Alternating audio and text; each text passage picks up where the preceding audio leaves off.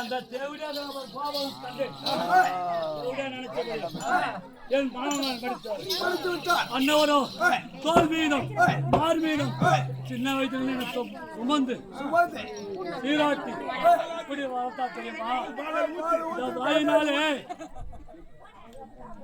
இந்த வாயினாலே போ என்று சொன்னேனே.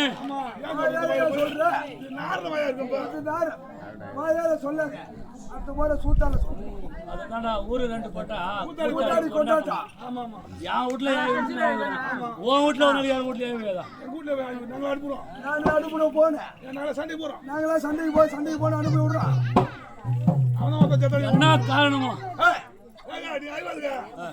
கூடாது நீ ஐதுனா அந்த எதிராளிக்கிற வண்டி ராஜா சாரி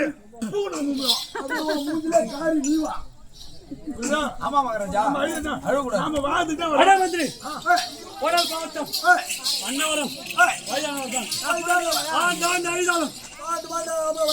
மாண்டவன் வரப்போவது மீன் வைத்த காலை என்ன மாமா மாதிரிதான் வயசான கூடாங்க. இன்னொரு சபாசம் வச்சுமா அவன் ஒண்ணு ஒரு அனுப்புறான், அவனு ஒரு அனுப்புறான் போட்டு தள்ளிடுறான். திரும்ப வரலை. பின் வைத்த காலை பின் வைத்தால் என் அசுர குலத்தை கேட்கலாம். பின்னை கேட்கலாம். சைட்ல வச்சுக்க. நம்ம எப்படி முன்னாடி வைக்கணும்? முன்னாடி யார் வைப்பா?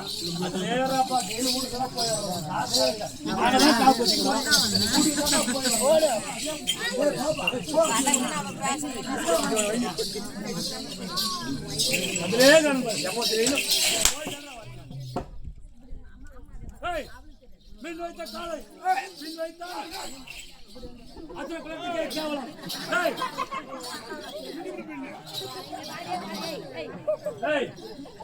எனக்கு சொந்தக்காரன் நம்ப கூடாது. நம்பவே கூடாது. மந்திரி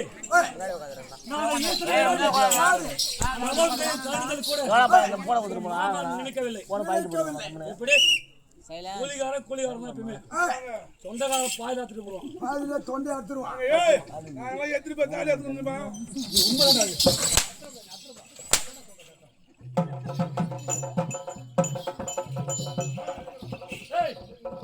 அந்த ஈசன நாடி தவம் தடுதல் கூட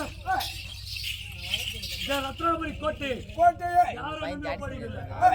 சொந்தக்காரன் விட்டா ஆனா கூலிகாரன் சும்மா கீழே உட்காந்து கூட காவல் காப்பான். அப்படி இருக்க என் பஞ்சு மந்திரி நம்மளா வச்சு சூனியது, நம்மளா வச்சு சூனியது.